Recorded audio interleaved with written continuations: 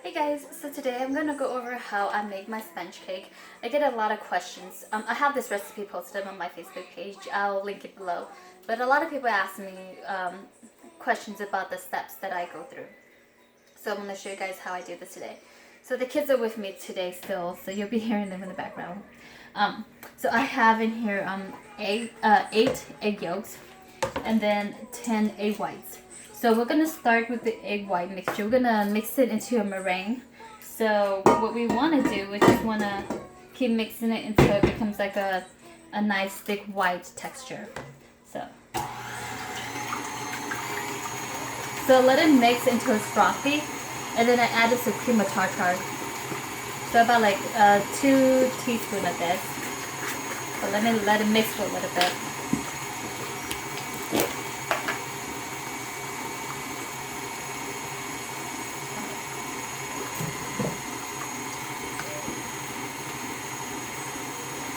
So around this time, it starts to become a little foamy. You can add in your cream of tartar. So like I said, 2 teaspoons. And then let that mix. We'll add some sugar into it gradually. So in this recipe, I used about like 1.5 cup of sugar. I'm gonna do about half a cup of sugar into the meringue. So trying to get this at an angle where you can see. Sorry guys, I don't have anything professional, just my cell phone and a cheap little flimsy tripod that I bought. So, I'm just going to mix my egg yolks. Okay. And then to that, I'm going to add 1 cup of sugar. And then I'm going to get half a cup of sugar ready in here. Because I'm just going to gradually add that into the meringue mixture. So, blend my sugar into my yolks.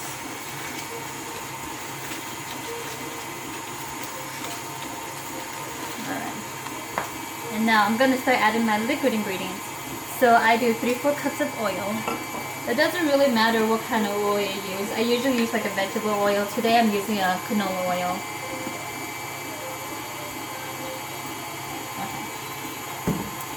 3/4 cups of oil. Okay. And then my recipe normally calls for about like 3/4 cups of milk also. But because I'm making a mango cake today, I'm going to substitute the milk with the mango that I blended. So all I did was I took one of the champagne mangoes, I peeled it, and then I just threw some pieces into a blender. So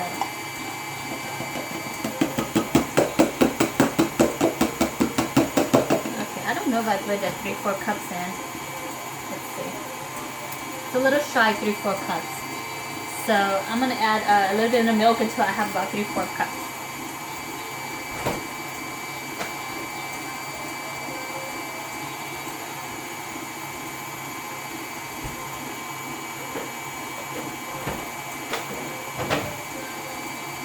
So this is what you can do when you wanted to add, flavor your sponge cake.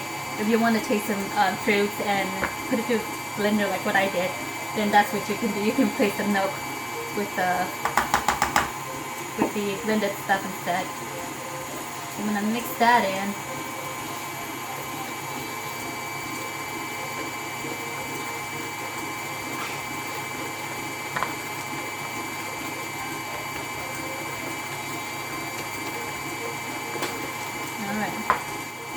And I keep adding sugar to your meringue. Okay. Now I'm gonna add some flavoring in.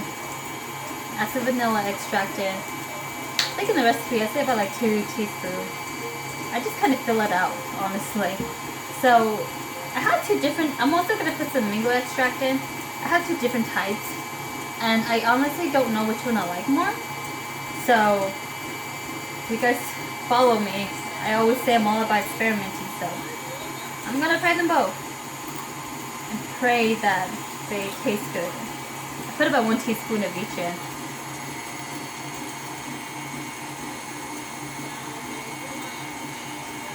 Although honestly, from using both brands, I have to say that I like the taste of the butterfly brand more, but I love the smell of this brand. What brand is this? This is the butterfly brand too. It's just a different type. Alright.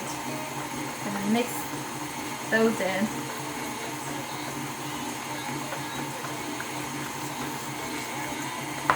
Also, what I've noticed is from this butterfly brand, it also got some food coloring in it, so it kind of changes the color of your cake mixture too. I'm also gonna add some yellow dye into the cake mixture. This is just to turn it kind of a yellow color, so it looks more true to mint flavor.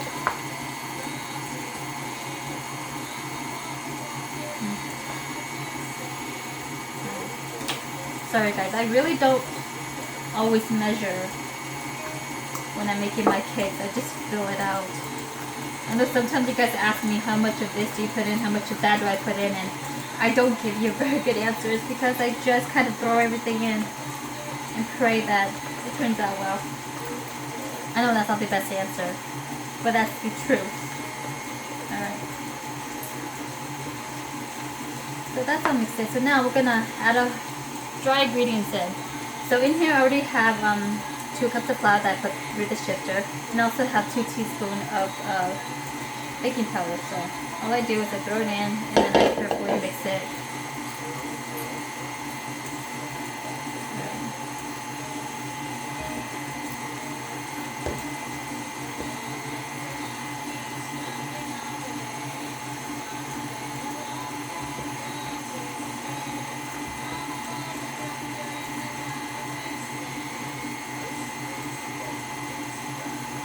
Making a little mess.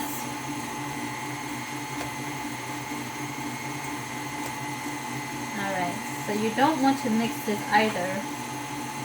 Some people have asked me if it's okay to use regular flour instead of cake flour. Cake flour has less protein content in it, so it makes a softer cake. So if you only have regular flour, that's okay to use too. I just don't know if it's going to give you the same consistency of a cake. I like using cake flour. It makes my cake a lot softer and fluffier. So this is how my batter looks before I add in the egg whites. The egg yolks, I'm sorry. Egg whites. Let's see. This is what happens when you have kids. You get mommy brain like me. Anyway, so this is how it looks. It's a little thick. Right. I'll be back once the meringue is done. It hasn't finished yet. So let me show you what it looks like when it's not ready. It's very loose. It's just all loose, super loose. It's just like water. So, I don't know if you guys can see that. It's just loose. So, yes, honey? I'm already ready. Okay, so I'll be back when it's ready, okay? Hey guys. Okay, so I have Ivan joining me. This is my son. He loves baking with me. Can you tell everybody how old you are? 4. How many fingers is 4? 1, 2, 3, 4. That's right. So I usually let him bake with me, so he gets excited. He likes to be my big helper. Yeah. Okay, so our meringue is ready. So I'm gonna show you guys how this looks. So probably blend it for another 5 minutes. I want to say maybe about like 10 to 15 minutes total. I think it really just depends. So you wanna go in, and then when you come out and you get a nice stiff peak like that, that's when you know your meringue is ready. So you want to wait until it gets to that point. If you mix your meringue when it's any softer into your batter, then it can cause you to have like a cake that is more dense, a cake that is not going to be as nice and fluffy. So that's one of the things I tell people when they ask me why their cake is so dense or what. That's one of the reasons why. You want to make sure that you mix your meringue until it's nice and thick like this, okay? So now we're going to fold it into a batter. So I use a spatula for this part. So you want to do 1/3 at a time. Honey, don't scream, okay? So you just kind of go in and out and mix it in. You want to be gentle and you want to be careful. Mommy, I want to do it. I want to do it. Okay. I want to do it. You do not want to destroy the volume. Mommy, I want to do it. Or if you have kids like me, just have to pray that the volume does not get destroyed by your kids. Right, honey? Yeah. Good job. Mom, a little bit stir. Okay, thank you. We take turns? Yeah. Yeah, we take turns. Thank you. So, Okay, slowly Mom. mix it in. Okay, your turn. Not that good. All right. Ooh, now That's good. That's mixing. Oh, not too. Stop. So when you mix it like what he just did, you're gonna destroy the volume from the meringue, and then that's gonna take away from your fluffy sponge cake. So the next third, we have to go slowly. Okay, honey? Remember what I said? What happens when we don't go slow? We're going to destroy the volume. So nice and slow, With me. like that. Okay. Alright. I know this is a little bit of a slow process for you guys to watch, but I get a lot of questions about this. And I preheated my oven to 350 degrees. Alright, so the rest of the meringue in. There we go. Okay. Mommy, Yes, honey? can I do now? Okay, you do it now. A little bit. A little stir. Yeah, slowly stir, okay? Come on, you can do a little faster than that. Okay, good job. So he's like on the extreme of one end or the other. When I tell him to stir slowly, you see that? He stirs too slow. And then when he wants to stir faster, he stirs too fast. Okay, Mom, your turn. Thank you. You, So when I Mom, let my big helper help me, he enjoys Mom, it. okay. But it's a slow process, as you guys can tell. Ooh, this makes That's part of being a parent, right, honey? It's about being patient. It's about teaching and learning. It's white. Yes. Okay, I think we're done now.